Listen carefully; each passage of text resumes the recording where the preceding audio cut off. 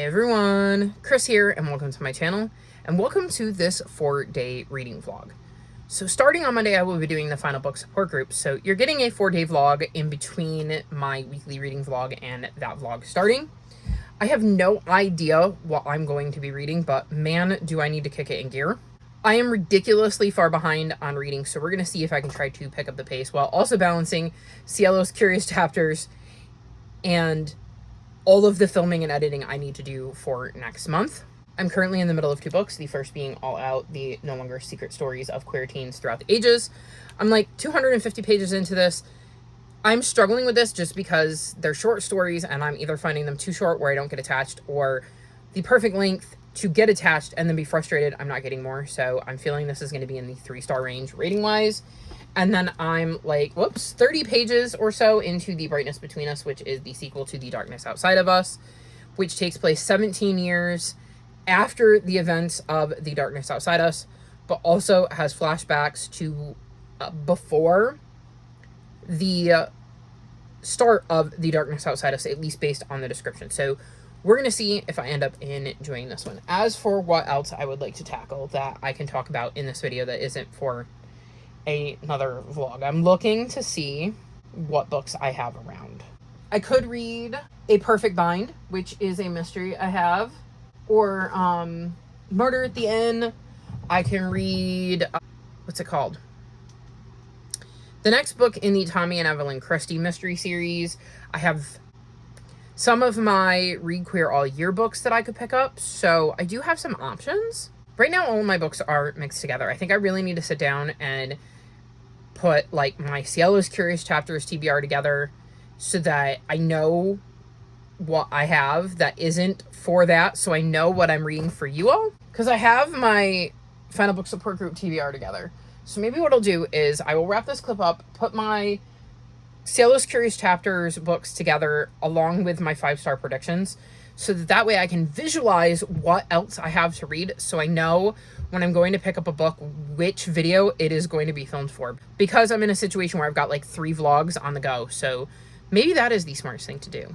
And then hopefully I have to film later today. I have 2 more 5 on Fridays planned, and I know what I want to say in them, so I think if I can film them, then I can edit one, upload it tomorrow, and then get the other one edited for next week, and then I'm a little bit ahead there. I would like to film my April haul. Whether that is realistic for today or not, I don't know. I'm pretty tired, and at some point I would like to get my Queer Lit Readathon TBR filmed so I can get it uploaded so I have plenty of time to caption that. So we're going to see how it goes. Maybe during this 4-day vlog I'll even find time to sprint. We'll see, I guess. And yeah, keep your fingers crossed that when I next check in I actually have some books read and I can tell you that I've made a lot of progress on my TBR, because I am really, really struggling with this whole reading thing in May. So fingers crossed I get some good reading done, and I will check back in with you maybe on Saturday to give you an update.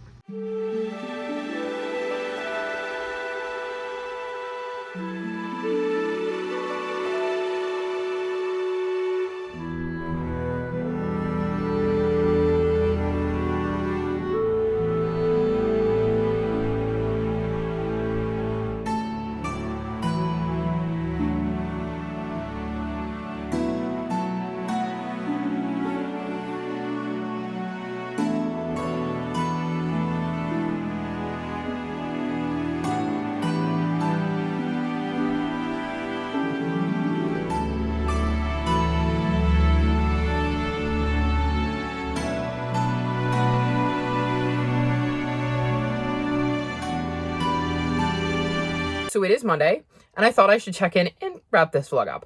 I meant to check in on Saturday and just did not get around to it. I ended up spending time with a friend instead, and I think it was much needed time with a friend. I feel better than I felt in a while. I really need to sprint because I think I'm really missing out on that socialization. So luckily, I was able to hang out with a friend and it's made me feel much better, but it does mean I didn't get as much reading done as I wanted to, mainly because I was socializing instead of reading. But again, there are worse ways I could have spent my time.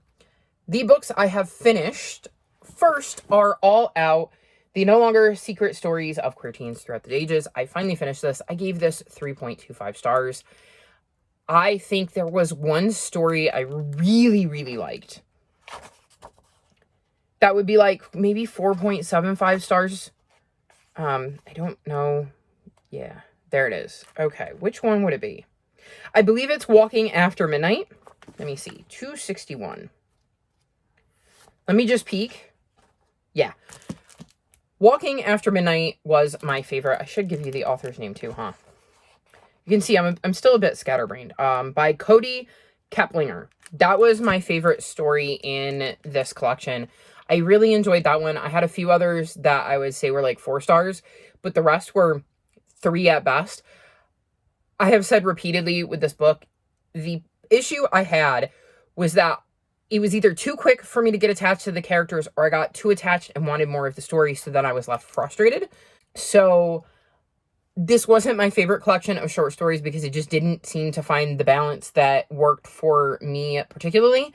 I know there is a sequel. There's 2 sequels, actually.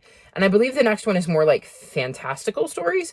So if that comes out of my TBR jar, I think I will read it then. Like, I think I will make it a TBR jar pick because I can forget all of these stories and pick that one up. So I think that might be the best way to do it, since it's not something where I'm going to need to retain the book before, because it's obviously a companion series. So that could be a nice break to have come out of my jar at some point. With my luck, it'll probably come out when I film June's TBR game. But all in all, this was fine. But I certainly don't regret reading it because, like I said, there were some stories that I really, truly did enjoy.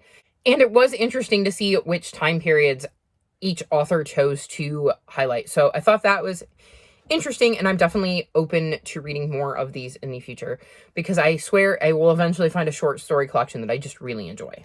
The other book I finished is The Wild Robot Protects. I ended up giving this one 4.25 stars. I did not like this as much as books 1 and 2. This series follows Roz, who is a robot who ends up on an island and is the only robot on that island. There are no humans on this island, but there are a ton of animals, and at first they're very scared of Roz. So Roz goes about trying to figure out how to win the animals over to her side, and in the process ends up with an orphaned goose that she becomes the mother to. And we see that relationship develop and her relationship develop with all the different animals on the island.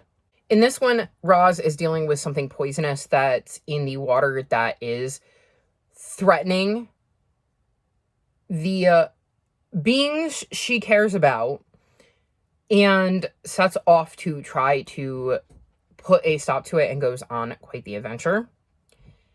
I think my problem with this is we spend a lot of time with just Roz, and we don't get to see her building the relationships like she did in the first book and the second book, because both of those featured her developing relationships with the characters she found herself with. And I think that brought down my enjoyment a little, but I do still really, really love the series. I love how Peter Brown writes his stories. I love how he incorporates art into his stories because there are illustrations throughout, and, you know, some of them might be in the middle of a page or at the bottom of a page, and some of them might go like right through. I wish I can think of a very specific, actually there's extras in the back, and I think he highlighted this one. So this is a good one. So like, see how it goes like literally through the text. So I thought that was such an intriguing way to incorporate art throughout the book. I don't know if there's going to be a book 4. If there is, I will absolutely read it because I love this world and I love Roz and I love the way she looks at the world and how she goes about things. So I had a good time with this one, even though I did not enjoy it as much as the first 2. And this is definitely a new favorite series. So if y'all ever need a booktuber fave, you can use me and this series because I absolutely adore it. So while I haven't finished anything else, I have done some other reading. So first up, I'm going to mention I have finally started an Indigenous people's history of the United States. I've read the first chapter and am now on page 32, and I'm intrigued. I'm curious to see what this author highlights and how she tells the true story. I am very aware of the kind of whitewashed, sanitized version that we learned when we were younger in school, or at least I learned when I was younger in school. So I'm looking forward to learning more about our history and looking at it from a completely different lens. So already enjoying this one and feeling like I'm beginning to learn something and reshaping how I think about our own history. Then I also started The Big Four by Agatha Christie. One of my books for Cielo's Curious Chapters is The Mystery of the Blue Train, or something to that effect. And that is the book following this one in the Agatha Christie series. And since this was the one I was on, I needed to read this one first.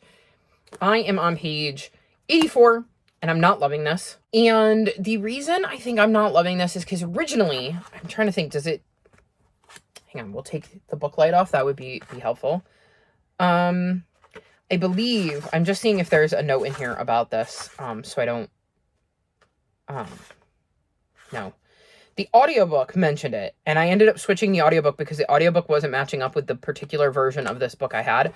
But I guess it was originally published as, like, a bunch of short stories in, like, a newspaper or a magazine, some kind of publication. So I think that is part of what is jarring me, is, like, the flow is not great. We're with Hercule Poirot, and it says... he's taking on an international gang of super criminals. And he travels from London to Paris and from Belgium to Italy, solving one mystery after another, but always remaining a step behind the shadowy foursome he suspects are responsible. And like I said, I'm not necessarily enjoying the way this is being told. I think because it was originally published as, like, individual works that they then expanded upon to create this novel, it's not flowing the way I want it to. And there's just something about it that doesn't feel like we're following Hercule Poirot. So I'm going to get through this one. I don't think it's going to be my favorite, but I'm still looking forward to reading the next book in the series. So we'll see where I land on this one rating wise, but I would be surprised if it got higher than a 3. And then the last update I have is that I've read some more of The Brightness Between Us, and I'm on page 237. This one I'm enjoying. So we start this book in what I'm going to call this series, like, present day, which is 17 years after the events in the first book, I believe. Yes. And then, I don't know. Is there an easy place? Like, I think right there? Yeah. So about 100 pages into the book, we go back to the past and we get to see Ambrose from before the events of the first book. And I have read through that section, and now I'm back in this book's present day. So this is very intriguing. There's a lot of moving pieces going on, and I'm trying to figure out why exactly we're hearing the story of 17 years in the future while also simultaneously being told the story of what was going on with Ambrose prior to the mission from the first book. So very intrigued with this one, and like I said, enjoying my journey. I feel like it's going to be in the 4-star range, so curious to see how this one kind of comes together. So that's the end of my 4 days of reading.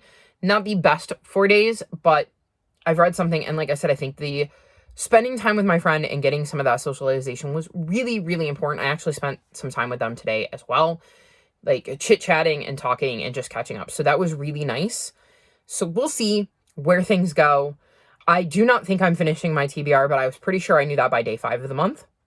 Not that TBR, like my tentative May TBR. Although that TBR is not doing great either, but I'm not as worried because I do have a no punishments next month. So if I don't finish it, I at the very least don't have to put a punishment on the board. I won't get a reward, but I also won't have to take a punishment. So we're going to see what I can do, and I think I'm just going to stop focusing on the numbers quite as much and just read what I can when I can, and accept that I had a rough month, which honestly, based on the way I read, is probably a month some of you wish you could have, because I know I read a lot more than the average person. So even my rough month might be more than you read in a good month. So I'm trying not to beat myself up too much.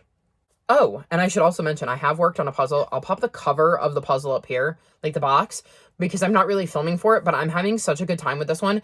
It is challenging, but not so challenging that I'm getting frustrated. So I'm really enjoying, like, the actual challenge of it and not being able to do it in like a couple of hours.